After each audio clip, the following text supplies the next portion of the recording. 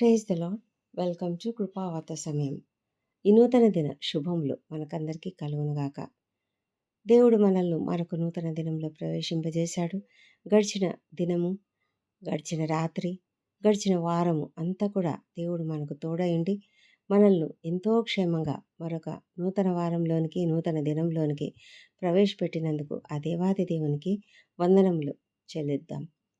దేవుడు మనల్ని ఎంత ప్రేమిస్తున్నాడు కదా. అనుదినము ఆయన కృపావార్తను మనం ధ్యానించడానికి దేవుడిచ్చిన ఈ కృపా సమయాన్ని బట్టి దేవునికి వందనములు. ఈ దినం దేవుడు మనకిచ్చిన కృపావార్త నిర్గమకాండము 33వ అధ్యాయము 15-16 వచనములు. మోషే అంటున్నటువంటి మాటలు. మోషే, నీ సన్నిధి రాని ఎడల ఇక్కడ నుండి మమ్మును తోడుకొని పోకుము. నా ఎడలను నీ ప్రజల ఎడలను నీకు కటాక్షం కలిగినదని దేని వలన తెలియబడును? నీవు మాతో వచ్చుట వలననే కదా. అట్లు మేము అనగా నేనును నీ ప్రజలను భూమి మీదనున్న సమస్త ప్రజలలో నుండి ప్రత్యేకింపబడుదుమని ఆయనతో చెప్పాను. దేవుడు మనల్ని ఈ యొక్క గొప్ప కృపావార్తతో దీవించినందుకు వందనములు. దేవుడు ఎంత అద్భుతంగా వారిని నడిపిస్తున్నాడు ఇశ్రాయేలీలను. మోషే ఇశ్రాయేలీలను ఐగుప్తుల నుంచి బయటకు తీసుకువచ్చాడు. ఆయన వారి ఎదుట ఎన్నెన్ని అద్భుత కార్యములు చేశాడో మనకు తెలుసు కదా. ఎర్ర సముద్రంను చీల్చివేసి వారికి మార్గము సుగమం చేసినటువంటి దేవుడు, మారా అనే ప్రదేశంలో చేదు నీళ్లను తీయగా చేసినటువంటి దేవుడు, మరి బండ నుంచి నీళ్లను వారికి అనుగ్రహించిన దేవుడు, మన్నాను కురిపించినటువంటి దేవుడు, ఇంత గొప్ప దేవుడు. ఆయన చేసినటువంటి అనేకమైన అద్భుత కార్యములు, వాళ్ళను పగలు మేఘస్తంభము, రాత్రి అగ్నిస్తంభములతో అక్కడ ఉండి ఆయన నడిపిస్తున్నట్టు, ఆయన స్వయంగా నడిపిస్తున్నటువంటి అలాంటి దేవుణ్ణి పెట్టుకుని వారు ఎంతగా దేవునికి విరోధంగా విగ్రహ పూజ చేశారో మనకంతా తెలుసు కదా. అయితే ఆ విధంగా చేసినందుకు దేవుని యొక్క కోపము వారి మీద మండింది. కాబట్టి ఆయన ఏమన్నాడంటే, నేను ఎలాగైనా సరే ఇంక వీరందరినీ కూడా నేను నాశనం చేస్తాను అని. కానీ దేవుడు వారికి అడ్డుపడ్డాడు. అయితే మోషే దేవుడు మోషేతో ఏమన్నాడంటే, ఆయనకు చాలా కోపం వచ్చింది. నేనైతే ఇంతగా మీతో వస్తున్నాను కదా, అయితే మీరు ఈ పరిస్థితిలో నాకు ఇంత విరోధంగా వారు ప్రవర్తించారు కదా, కాబట్టి నేను మీతో రాను అన్నట్లుగా ఆయన మాట్లాడాడు. మొదట ఆయన ఏమన్నాడంటే, ఇశ్రాయేలీయులందరినీ కాల్చివేస్తాను, ఆ తర్వాత నేను నిన్ను గొప్ప జనంగా చేస్తానని మోషేతో చెప్పినప్పుడు మోషే దేవునికి అడ్డుపడ్డాడు. అంటే వారికి కీడు చేయనీయకుండా అడ్డుపడ్డాడు. అయితే ఆయన ఏమన్నాడంటే, యెహోవా దేవుడు మోషేతో అంటున్నాడు, చూడుము ఈ ప్రజలను నువ్వు తోడుకొని పో అని చెప్పాడనమాట. అప్పుడు మోషే అంటున్నాడు, ఈ ప్రజలను తోడుకొని పొమ్మని నువ్వు నాతో చెప్తున్నావు కదా, కానీ నాతో ఎవరిని పంపుతావు? నేను నీ పేరును బట్టి నిన్ను ఎరిగి ఉన్నానని, నా కటాక్షం నీకు కలిగిందని చెప్పావు కదా. మరైతే నీ కటాక్షం నా ఎడల కలిగిన ఎడల, నీ కటాక్షము నా ఎడల కలుగునట్లుగా దయచేసి నీ మార్గమును నాకు తెలుపుము, అప్పుడు నేను తెలుసుకొందును అన్నారు అని చెప్పాడు. ఆయన అంటే బాధపడ్డాడనమాట. దేవుడు అలా మాట్లాడినందుకు చాలా బాధపడ్డాడు. దేవుడైతే మోషేతో ఎంత అంటే మంచి రిలేషన్షిప్ కలిగి ఉన్నాడు. మోషే దేవుని యొక్క గుడారంలోనికి వెళ్తున్నాడు, వస్తున్నాడు, ముఖాముఖిగా మాట్లాడుతూ ఉన్నాడు. అతడు దేవునితో మాట్లాడి పాళెంలోనికి తిరిగి వస్తున్నాడనమాట. ఆ విధంగా అతడు దేవునితో సహవాసం కలిగి ఉన్నాడు. అయితే ఇశ్రాయేలీయులను ఇప్పుడు తిరిగి తీసుకువెళ్ళు అని చెప్తున్నాడు. నువ్వు వెళ్ళమని చెప్తున్నావు, కానీ మరి నాతో ఎవరిని పంపుతావు అనే విషయం నాకు చెప్పడం లేదే అని మోషకు బాధేస్తుంది. ఎందుకంటే ఈ ప్రజలు నీ ప్రజలే కదా ప్రభా అని అడిగినప్పుడు దేవుడు ప్రభువు ఏమని చెప్తున్నాడంటే, నా సన్నిధి నీకు తోడుగా వచ్చును, నేను నీకు విశ్రాంతి కలుగజేసేదను అని చెప్పాడు. నా సన్నిధి నీతో వచ్చును. సన్నిధి అంటే దేవుని యొక్క ప్రెజెన్స్, ఆయన యొక్క సన్నిధి అంటే ఆయనే, ఆల్మోస్ట్ ఆయనే వస్తానన్నమాట. ఆయనే వస్తాడు. ఎప్పుడైతే ఆయన వస్తాడో మోషకు విశ్రాంతి కలుగుతుంది. విశ్రాంతి అంటే ఏంటి? విశ్రాంతి అంటే నెమ్మది. విశ్రాంతి అంటే చాలామంది ఏమనుకుంటారంటే విశ్రాంతిని ఇస్తానంటే ఇంకా అతడు చనిపోతాడు అని అనుకుంటారు. కాదు, అలాగ కాదు. దేవుడు అతనికి విశ్రాంతి కలుగజేస్తానంటే నువ్వు భయం లేకుండా నెమ్మదిగా వెళ్తావు. భయం లేకుండా నెమ్మదిగా వెళ్ళాలంటే నేను నీకు తోడుండాలి. నా సన్నిధి నీతో ఉంటే నీకు నెమ్మది ఉంటుంది, నీకు విశ్రాంతిగా ఉంటుంది, నీకు భయం ఉండదు, నీకు ఎలాంటి టెన్షన్ ఉండదు, నీకు యాంగ్జైటీ ఉండదు. ఎందుకంటే ఈ ఇశ్రాయేలీలు ఎలాంటి వారు? విననోళ్ళని ప్రజలు, లోబడనోళ్ళని ప్రజలు. వాళ్ళు ఒక విధేయత అనేది వాళ్ళకు లేదు. అయితే నా సన్నిధి నీతో వస్తుంది, నువ్వేం భయపడొద్దు అని చెప్పినప్పుడు మోషే చాలా సంతోషించాడు. అతడు చెప్తున్నాడు, నీ సన్నిధి గనక రాకపోతే మాత్రం మమ్మల్ని ఇక్కడి నుంచి తీసుకెళ్ళొద్దు, నేను అసలు కదలను, ఇంకా నేను ఇక్కడే ఉంటాను అన్నట్లుగా స్టబర్న్గా మోషే అడుగుతున్నాడు దేవుణ్ణి. ప్రభా, నువ్వు నాతో వస్తేనే నేను వెళ్తాను, లేకపోతే నేను వెళ్ళను, మేము ఇక్కడే ఉంటాం, ఎన్ని రోజులైనా ఇక్కడే ఉంటాం అని చెప్తున్నప్పుడు ఎందుకు ఆ మాట అంటున్నాడు అన్న విషయం కూడా మోషే చెప్తున్నాడు. ఎందుకు అంటాడంటే, నువ్వు మాతో వస్తేనే కదా మేము, నేను, నీ ప్రజలు అంటే ఇశ్రాయేలీయులందరూ కూడా భూమి మీదనున్న సమస్త ప్రజలలో నుండి ప్రత్యేకింపబడదుము అని చెప్తున్నాడు. చూసారా, దేవుని యొక్క సన్నిధి మనతో ఉంటే మనము ఈ లోకంలో ఉన్నటువంటి ప్రజలందరికంటే కూడా ప్రత్యేకింపబడిన వారంగా ఉంటాము. అందుకే మనం నిత్యము కూడా ఆయన సన్నిధిని కోరుకోవాలి.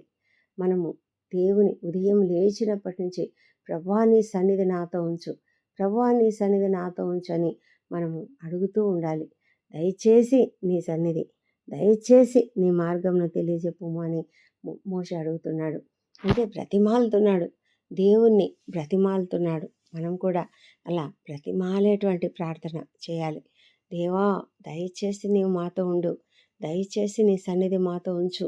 ఇదిగో నేను ఉద్యోగానికి వెళ్తున్నాను, ఇదిగో నేను ఏదైనా సరే, చిన్న పనైనా సరే, ఏ చిన్న పనైనా సరే, ఏ చిన్న కార్యమైనా సరే, ఏ పరిస్థితి అయినా సరే, మనం నిత్యం కూడా దేవుని సన్నిధిని మనం కోరుకున్నట్లయితే తప్పకుండా మనము నెమ్మదిగా ఉంటాము, ఏ భయము లేకుండా ఉంటాము. మనకు అసలు టెన్షన్ అనేది ఉండదు, ఎప్పుడు కూడా ఉండదు. ఎందుకంటే మనం ప్రతి చిన్నదాని మీద ప్రతి చిన్నదా విషయంలో దేవునిపైన ఆధారపడాలి. ఎప్పుడైతే మనం దేవునిపైన ఆధారపడతామో అప్పుడు మనకు భయం అనేది ఉండదు. ఇప్పుడు మనము ఒక్కొక్కసారి రైల్వే స్టేషన్లో వెళ్తూ ఉంటాము. అయితే మనకు లగేజ్ చాలా ఎక్కువ ఉందనుకోండి, అప్పుడు ఆ లగేజ్ అంతా మనం మోసుకొని వెళ్ళలేం కదా. మనం ఏం చేస్తామంటే పోర్టర్కి ఇస్తాం. ఆ పోర్టర్కు డబ్బులు ఎంతో ఉంటుంది కదా కూలి, ఆ కూలి చెప్పి ఆ కూలి ప్రకారం ఇస్తామని చెప్పి ఒప్పుకొని అతని తల మీద అతనికి ఆ లగేజ్ని అప్పగిస్తే అతడు ఏం చేస్తాడంటే తన తల మీద 1, 2 పెట్టుకుంటాడు, ఒక సూట్ కేస్ మీద ఇంకొక సూట్ కేస్ పెట్టుకుంటాడు, ఒక చేతికి బ్యాగ్ తగిలించుకుంటాడు, ఇంకొక చేతిలో ఇంకొక బ్యాగ్ పట్టుకుంటాడు. ఆ విధంగా పట్టుకొని అతడు వెళ్తూ ఉంటాడు. మనం ఏం చేస్తాము, ఆ భారం అంతా ఇంకా మనకు లేదు కదా, మనము ఆ భారం అంతా కూడా అతని పైన వేసి మనం అతని వెనక నడుచుకుంటూ వెళ్తాం. చాలామంది పోర్టర్లు ఏం చేస్తారంటే ట్రైన్లో మనం ఏ కంపార్ట్మెంట్లో మనం ఏ సీట్ ఉందో, ఏ సీట్ అలాట్ అయిందో అక్కడికి వరకు తీసుకొచ్చి మన లగేజ్ అంతా అక్కడ పెట్టి ఒక్కోసారి సర్ది కూడా వెళ్తారు. అంటే ఆ విధంగా మన భారం అంతా కూడా వాళ్ళు మోస్తున్నారు, మనము ఈజీగా మనం వెళ్తున్నాం. ఇప్పుడు మనం కూడా మన యొక్క భారము, మనకేదైతే ఉందో భారము, మనకున్నటువంటి సమస్యలైనా, మనకున్నటువంటి ఏ కష్టమైనా, మనకున్నటువంటి ఇబ్బంది అయినా, మనకున్నటువంటి అనారోగ్యమైన ఏదైనా సరే అది దేవుని పైన వేయాలి. ఎందుకంటే మన దేవుడు ఎంత మంచి దేవుడు అంటే ఆయన నీ కొరకు చింతిస్తున్నాడు. అందుకే కదా అపోస్తలుడైన పేతురు చెప్తున్నాడు, ఆయన నీ కొరకు చింతిస్తున్నాడు కాబట్టి మీ చింత యావత్తు ఆయన పైన వేయండి అని చెప్తూ ఉన్నాడు. మరి మనమేం చేస్తాము, మనమే భారం అంతా మోసుకొని తిరగాలనుకుంటాము, మనమే చాలా కష్టపడుతూ ఉంటాము. మనం అసలు మన ఆలోచనలోనికి కూడా దేవుని పైన భారం వేయాలనే ఆలోచన రాదు. ప్రతి చిన్నదానికి గూడా మనం ఒక చిన్న ఏదైనా ఒక సమస్య వచ్చిందనుకోండి, ఆ సమస్యకు ఎవరు సహాయం చేస్తారు అనే ఒక ఆలోచన చేస్తాం. మనకేదైనా సమస్య వచ్చిందనుకోండి, వచ్చిన వెంటనే మనము ఈ సమస్యకు నాకు ఎక్కడి నుంచి పరిష్కారం లభిస్తుంది, ఎవరైతే నాకు సహాయం చేస్తారు అని ఆలోచిస్తాం మొట్టమొదట. ఆ తర్వాత మనము వాళ్ళకి అంటే ఎవరైతే మనకు సహాయం చేస్తారని మనం నమ్ముతున్నామో వారికి ఫోన్లు చేస్తాము. వాళ్ళ నుంచి సహాయం అడుగుతాము. కానీ అలా కాకుండా మనము దేవుని పైన భారం వేయాలి. మన సమస్యను దేవుని పైన పెట్టాలి. మనం సమస్యను దేవునికి అప్పగించాలి. ఆ విధంగా అప్పగించి మనము ప్రార్థన చేస్తూ మనము మన ప్రయత్నాలు చేయొచ్చు. ముందుగా దేవుని సన్నిధిలో అడగాలి. ఎందుకంటే మనుష్యులను ఆశ్రయించుట కంటే, నరులను ఆశ్రయించుట కంటే యెహోవాను ఆశ్రయించుట మేలు. రాజులను ఆశ్రయించుట కంటే యెహోవాను ఆశ్రయించుట మేలు. మనుష్యులను నమ్ముకోవడం వ్యర్థం అని ఈ విధంగా అనేక చోట్ల వ్రాయబడింది. మరి మనము మనుషులనే నమ్ముకుంటాము. దేవునిని పక్కన పెట్టేస్తాం. ఎప్పుడైతే మన పరిస్థితి విషమిస్తుందో అప్పుడు దేవుని దగ్గరికి వెళ్తాం. అలా కాదు. మనం మొదటగా మన యొక్క దేవుని సన్నిధిలో మన సమస్య చెప్పుకున్నప్పుడు దేవుడు ఆ సమస్య కొరకు పరిష్కారాన్ని వెంటనే ఆయన చూపిస్తాడు. మనం పరిగెత్తాల్సిన అవసరం లేదు. ఏ మనిషి దగ్గరికి మనం పరిగెత్తాల్సిన అవసరం లేదు. కానీ దేవుడే మనుషులను మనకు చూపిస్తాడు. దేవుడే మనుషులను మన దగ్గరికి రప్పిస్తాడు కూడా. దేవుడే ఒక సహాయాన్ని మనకి ఏర్పాటు చేస్తాడు. దేవుని ద్వారా ప్రతి సహాయం కూడా చకచకా జరిగిపోతుంది. అది మనకు ఎక్స్‌పీరియన్స్‌లోనికి వస్తేనే మనకు తెలుస్తుంది. అస్సలు లేకపోతే అర్థం కాదు.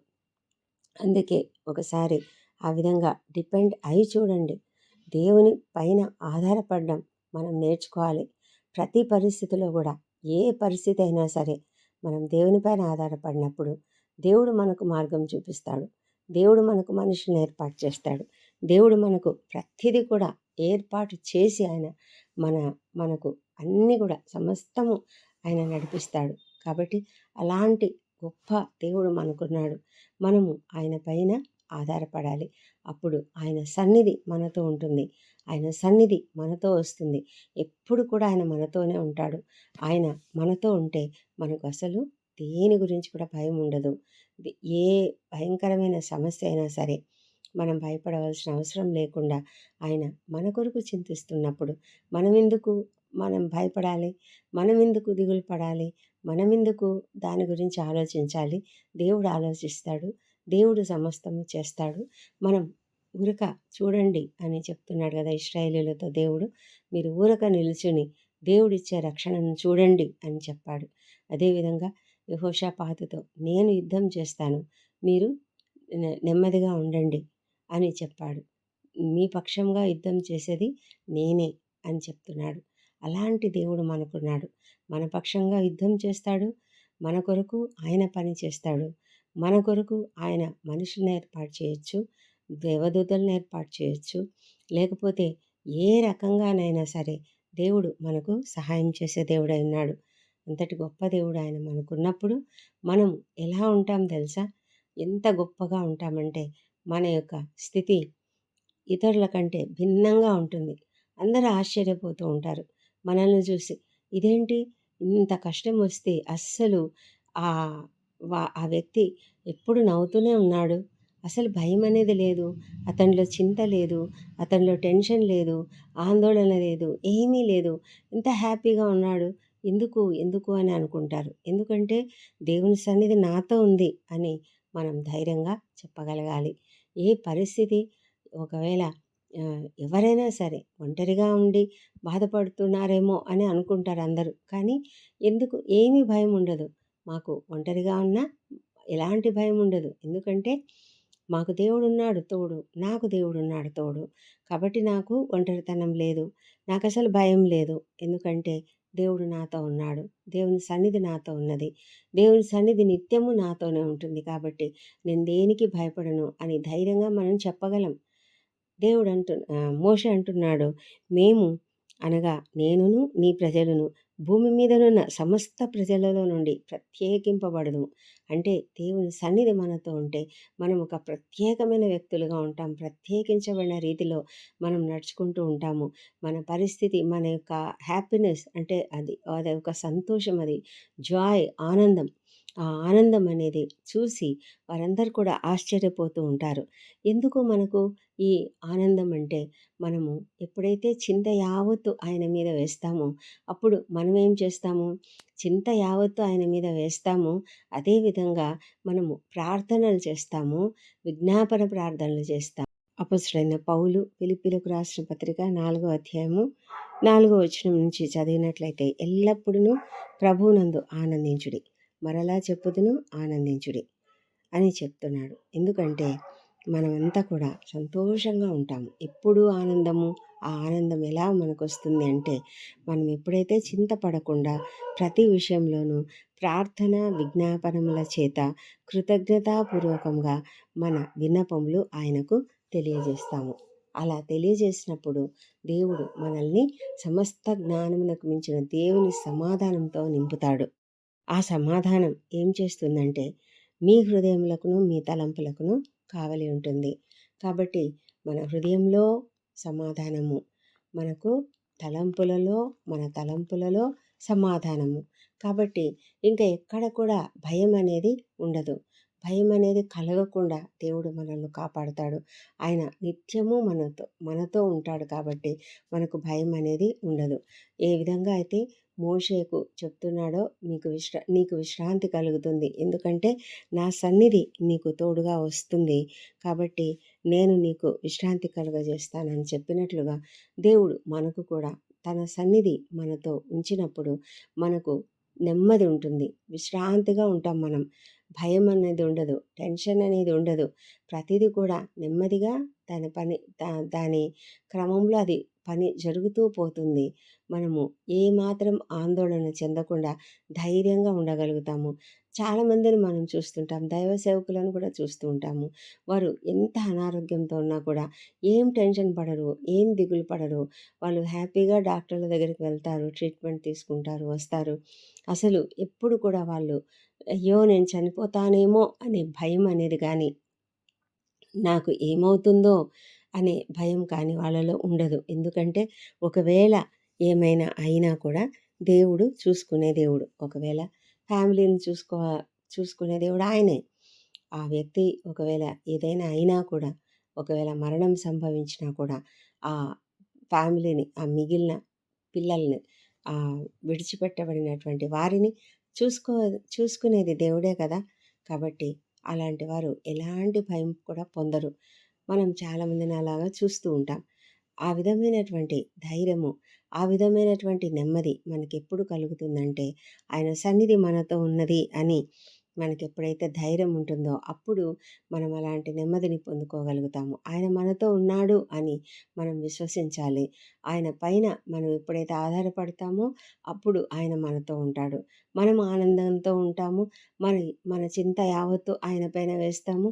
మనము ఏం చే ఆ విధంగా చింత యావత్తు ఆయన పైన వేసి ఊరికే ఉండేది కాదు. కానీ ప్రార్థన, మన విజ్ఞాపనలు, కృతజ్ఞతాస్తుతితో కూడిన రీతిలో మనము మన ప్రార్థనలు, విజ్ఞాపన ప్రార్థనలు చేయాలి.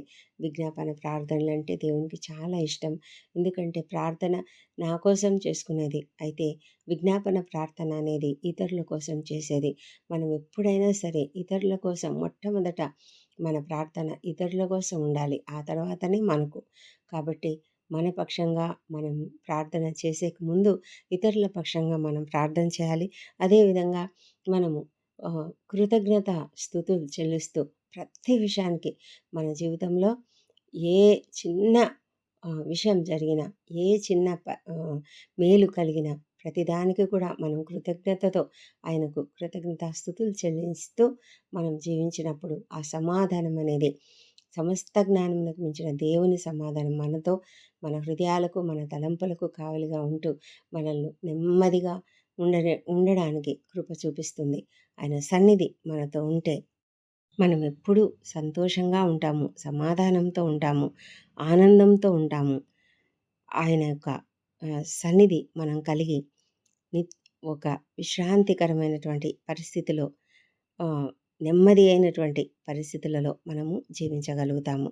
దేవుడి అలాంటి కృపను మనకందరికీ అనుగ్రహించునుగాక. దేవుడి కృపావర్తను దీవించునుగాక.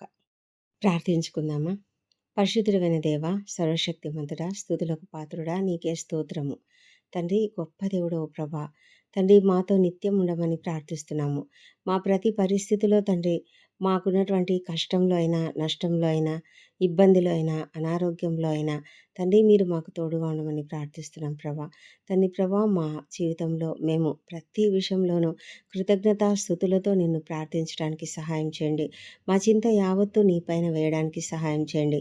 నీ సన్నిధి మాతో ఉన్నదని మేము ఎల్లప్పుడూ కూడా జ్ఞాపకం ఉంచుకొని ప్రభా నాయనా, నీవు మాతో ఉన్నందుకు ఎంతగానో వందనాలు చెల్లించుకుంటూ కృతజ్ఞతతో మా జీవితాలను సాగించడానికి మీరే కృప దయచేయమని ప్రార్థిస్తున్నాం ప్రభా. దేవా, నీకు స్తుతి, నీకు స్తోత్రము, నీకు ఘనత, మహిమ, ప్రభావములు ఆరోపిస్తున్నాం తండ్రి. ఈ నూతన దినంలో మా యొక్క ప్రతి పనిలోనూ మీరు మాకు తోడుగా ఉండండి. మా రాకపోకలందు తోడుగా ఉండండి ప్రభా. మాకు క్షేమమును, భద్రతను అనుగ్రహించండి. విద్యార్థులను దీవించండి ప్రభా. వారి చదువులలో మీరు వారికి తోడుగా ఉండమని ప్రార్థిస్తున్నాం ప్రభా. మా జీవితాలన్నింటిలో కూడా మేము చేసే మా మా యొక్క ప్రతి అవసరతలలోనూ, ప్రతి పరిస్థితిలోనూ మీ యొక్క సన్నిధి మాతో ఉన్నందుకు నీకు వందనములు, స్తోత్రములు చెల్లించుకుంటున్నాం ప్రభా. తండ్రి, మా ప్రార్థనలు మీరు అంగీకరించి జవాబులు ఇచ్చినందుకు వందనాలు చెల్లించుకుంటూ ఈ ప్రార్థన మా ప్రభువును, మా ప్రియ రక్షకుడునైన యేసుక్రీస్తు అత్యంత శక్తిగల ఉన్నతమైన నామంలో అడిగి పొంది ఉన్నామని నమ్ముతూ నీకు స్తోత్రం చెల్లిస్తున్నాం తండ్రి. ఆమెన్. ఆమెన్.